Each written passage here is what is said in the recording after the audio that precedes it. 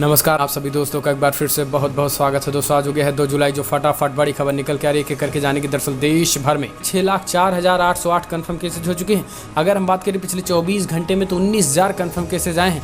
मृतकों की संख्या 17,848 हो चुकी है। अच्छी खबर यह है कि 3,60,000 के करीब लोग रिकवर भी हो गए हैं। दुनिया भर में जो आंकड़े निकल के आ रहे हैं, आपको बता दें कि 1,05,00,000 के आंकड़े को पार कर गया, जबकि मृतकों की संख्या 5,12,000 को पार कर गई है। कि मोदी सरकार ने कांग्रेस पार्टी की राष्ट्रीय महासचिव प्रियंका गांधी को लोधी स्टेट स्थित बंगला खाली करने को कहा। प्रियंका को ये बंगला 1 अगस्त तक खाली करना है। एसपीजी सुरक्षा हटने के चलते ये बंगला खाली करने को कहा गया है। इस बाबत उन्हें नोटिस भी जारी कर दिया गया है। लेकिन आपको बता दें कि notice ministry of housing and urban affair की ओर से जारी किया गया है। तो ये कांग्रेस पार्टी हमलावर है। कांग्रेस पार्टी का कहना है कि मोदी सरकार आज प्रियंका गांधी और राहुल गांधी से पूरी तरीके से डरी हुई है। केंद्र सरकार ने पूर्वोत्तर राज्य नागालैंड से जुड़ा एक बहुत बड़ा फैसला किया है। दरअसल सरकार ने नागालैंड को अगले 6 महीने के लिए अशांत क्षेत्र घोषित कर दिया। दिसंबर के आखिरी तक नागालैंड के लिए ये फैसला लिया गया है। केंद्रीय गृह मंत्रालय ने मंगलवार को इससे जुड़ा नोटिफिकेशन जारी किया है। सरकार की तरफ से कहा गया है कि पूरे नागालैंड में हालात इतने परेशान करने वाले और खतरनाक हैं कि सशस्त्र बलों की सहायता जरूरी है।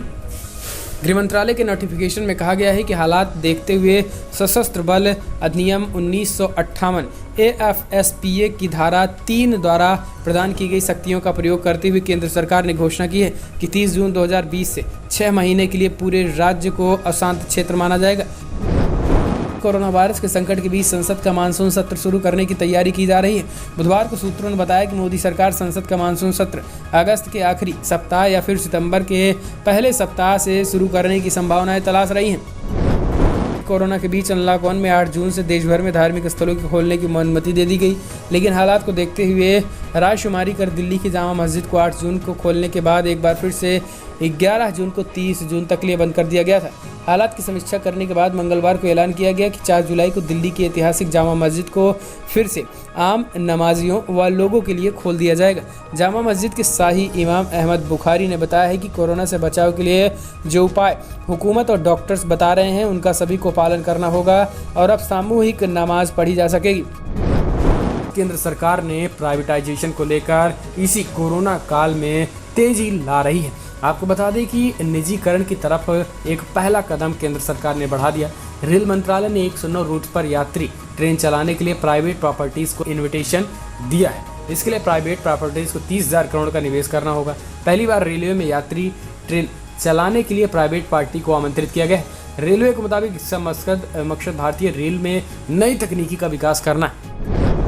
भारतीय निर्वाचन आयोग ने उन राज्यों के चुनाव अधिकारियों से विस्तृत रिपोर्ट मांगी है जहां आगामी समय में विधानसभा चुनाव या उपचुनाव होने हैं।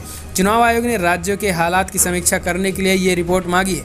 चुनाव आयोग से जुड़े एक अधिकारी ने बुधवार को INS से इसकी पुष्टि की है। चुनाव आयोग ने बिहार, मध्य प्रदेश और गुजरात जैसे प्रदेशों के राज्य निर्वाचन आयुक्तों को पत्र लिखकर पूछा है कि राज्य के हालात कैसे हैं, कोरोना वायरस की चुनौती के बीच किस तरीके से चुनाव कराए जा सकते हैं। बूथों पर सोशल डिस्टेंसिंग के पालन से जुड़े सुझाव को लेकर भी रिपोर्ट तलब की गई। उसके बाद चुनाव कराए जाएंगे। कांग्रेस महासचिव प्रियंका गांधी वाड्रा यूपी की योगी सरकार पर लगातार हमलावर रहती हैं। एक बार फिर प्रियंका गांधी ने बीजेपी सरकार पर हमला बोला और वाराणसी में पीएम मोदी के संसदीय क्षेत्र में बुनकरों की समस्याओं को उठाकर फिर से लोगों के ध्यान खींच लिए हैं। प्रियंका गांधी ने ट्वीट करके लॉकडाउन के दौरान उनका कहा है कि पूरा काम बुनकरों का ठप हो गया है। छोटे व्यवसायी और कारोबारियों की हालत खराब है। हवाई प्रचार नहीं, आर्थिक मदद का ठोस पैकेज चाहिए। इनकी तंगहाली के लिए कौन जिम्मेदार है? बड़े लंबे समय से टकराहट के बीच आखिरकार आज मध्य प्रदेश में मंत्रिमंडल का विस्तार होने जा रहा है। लेकिन फिलहाल अब नजरें टिकी हुई हैं कि ज्योतिरादित्य के उन 6 मंत्रियों में जिन्होंने इस्तीफा दिया था, 6 में कितने लोगों को मंत्रिमंडल दिया जा सकता है, क्योंकि टकराहट बड़ी है। ऐसे में देखने की बात होती है कि मंत्रिमंडल विस्तार के बाद उपचुनाव में क्या कुछ होते हैं। बिना सब्सिडी वाले रसोई गैस सिलेंडर की कीमतों में बुधवार को 1 जुलाई को मामूली बढ़ोतरी हो गई है।